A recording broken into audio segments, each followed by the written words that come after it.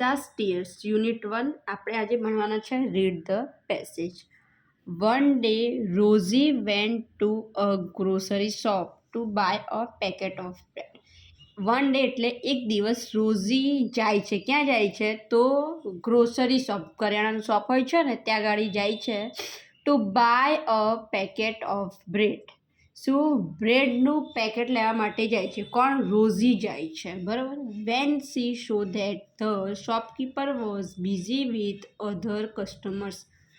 Van એટલે જ્યારે, she saw એટલે જોવે છે, that the shopkeeper was busy with other customer. જે શોપકીપર છે એ બીજા કસ્ટમર જોડે શું છે? બિઝી છે.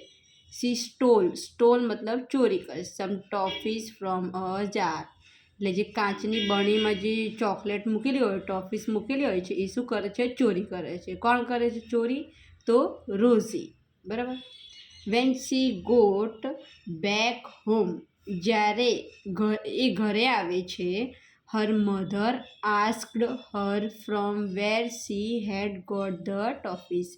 એના મમ્મી આસ્કડ એટલે પૂછે છે કે તને જે આ ટોફી મળી છે એ તે ક્યાંથી ટોફી લાવી છે તું? Rosie told her mother. રોઝીએ એના મમ્મીને કીધું.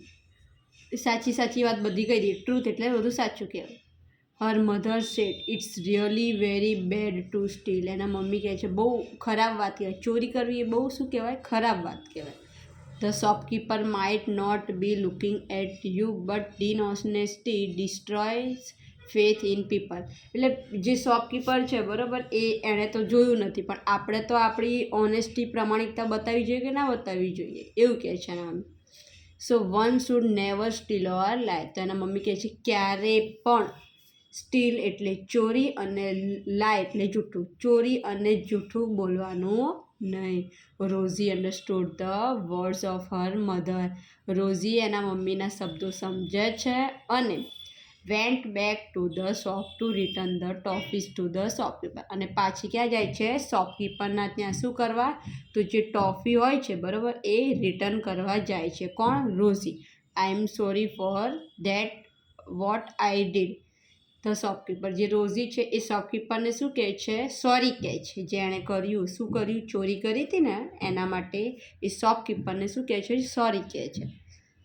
It's okay. શોપકીપર શું કહે છે? It's okay dear, you are a good girl. શું કહે છે? તું બહુ સારી છોકરી છે. Thank you.